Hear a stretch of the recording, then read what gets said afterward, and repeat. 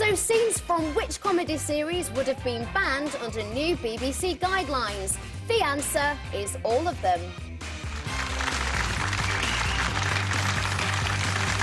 So then, we're into the last bit of the last show of the week. Boo-hoo. We're asking if humour needs limits. Scott, Anne and Dave's thoughts in a moment. Yours too on the usual number, 0207 173 5555. I do want to, just before we get on to it though, let you know that FIFA, OK, has ruled there will be no rematch. This will be FIFA run by Michel Platini, who is French. And I should also say, Dave Spikey's video, is of the Best Medicine Tour, which is still going on. We haven't mentioned that. Where are you playing, Dave? Oh, let me tell you. Where are you playing, Dave? I'm in Gravesend tonight, Colchester tomorrow, Inverness. Who's planned my tour?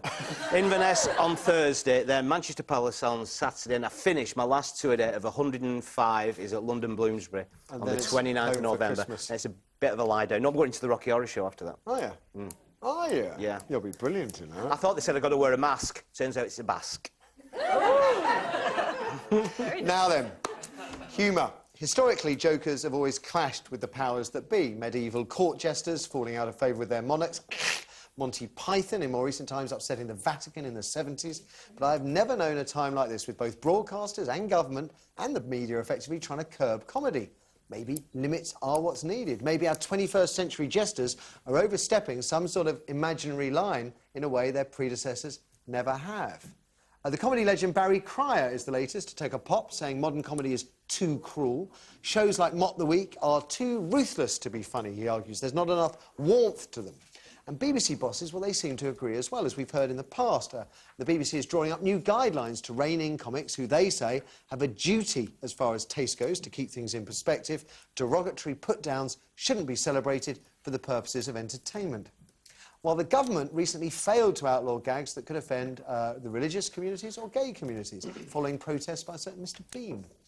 Now, Jimmy Carr, who upset an audience last month with a joke about amputee soldiers, reckons that when it comes to comedy, nothing should be off limits. It's the job of the stand-up to push boundaries, he says. You certainly don't need to be offensive to be funny and successful. Peter Kay, Michael McIntyre have proved that. So, where do you stand up on this issue then, Dave? Because your humour... You've got some fruity language, but I wouldn't say you went out to offend. I'm not very what they call challenging or pushing any boundaries. No, I just talk about the comedy of everyday life, really. But that's the beauty of comedy, because it's a massive spectrum of comedy, you know, from the surreal to the what you might call the offensive.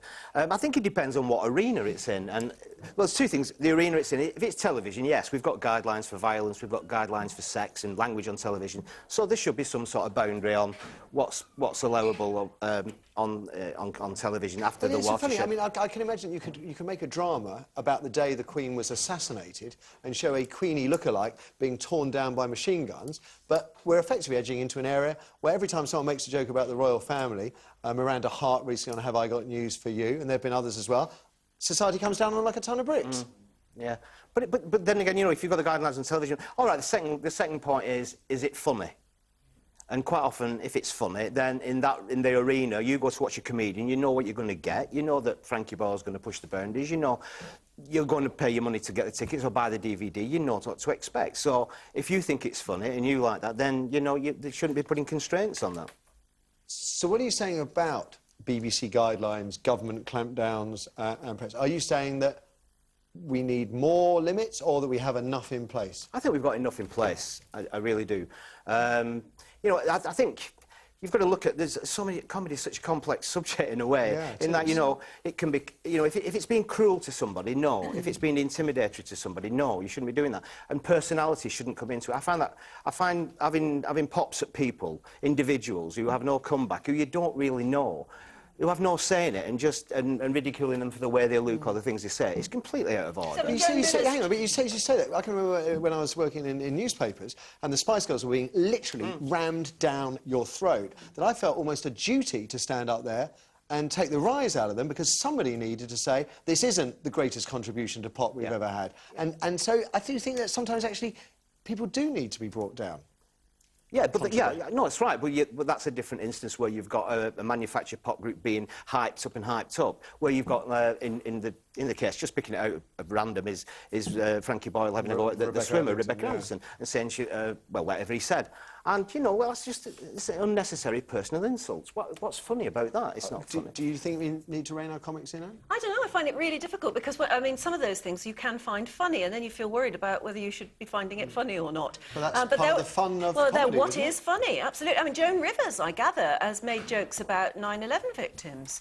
And, you know, obviously she was rounded upon first of all, but then people said, hang on a minute, we've got to be able to laugh at certain things. I watched Marcus Brigstock the other day on Have I Got News For You and make jokes about Princess Diana when everyone went, you what, too soon? Yeah. It's very difficult to know, isn't it? And what causes one person offence is probably just going to be water off a duck's back to somebody else. I don't know. If you think of some of the, like, before the break you were saying, some of those great comedies, like Fawlty Towers or The Office, like, some of the scenes in that would not be allowed under this legislation. That's missing out on a lot of great comedy. You must be careful, because, I mean, some of the days of the wind-ups and stuff, I mean, you're crossing... I think you know where... edging on a line. Yeah, but, I mean, obviously my show is a mainstream kind of daytime show where kids can listen, so there is a line that you don't cross, but you can get close to it. If you were on, I mean, if you were on at 10 o'clock at night, would you feel that you should be able to do what you liked? Not what I liked, but I think you could probably get away with more at that time, and I think you should be able to. I think it's about walking up to the line but not going over it. OK. Yeah, but who draws the line? Well, exactly. Where is the line? It's down to your taste, probably, It's down to your surely, decision. the whole point of it is if you have a line, it's the first thing any sort of dangerous comedy is going to do is dance all over it. So it's inevitable if there is a line that people are going to dance all over it. Let's have a quick word with our audience about this as well. OK, next week's Bob, a great humour fan. So should there be limits? Yes, there should, yeah. I love humour. I think laughter is a great medicine, as the Reader's Digest used to say. I mean, my jokes are terrible. For instance, I would say, Ireland must play that football game again, to be sure. Dreadful. But I think there have to be limits. I mean, there are things... just crossed it. That's the line. Yeah, there are things on... I don't think the comedian's job is to push limits. It's to make people laugh. Yeah. But historically, you'd accept that the court jesters, they did push limits. They criticised the ruling elite with their humour. Matthew, I've got grey hair, I've got a bus pass, but I wasn't around then. But right, so we just forget about history. I wasn't around for World War II. It doesn't mean I'm not going to pay any attention to the Nazis. What I'm saying is I can't comment on that. But when I was growing up, a long while ago, there was a lot of humour, a lot of great comedians on in the 50s and 60s, and they weren't offensive like that. OK. I can think of a few that were. Lenny Bruce to name but one, but there we go. That is all we have time for today, I'm afraid. Many thanks if you rang in. Next time if you didn't. It's been a great week. Hope you enjoyed it as much as I have. And Dave, what can I say? Always a pleasure, never a chore. DVD, book. Got some new pies tour. May Santa empty a sack full of goodies all over you on Christmas Day. Anne and Scott, it's been a thrill. Ladies and gents, your appreciation.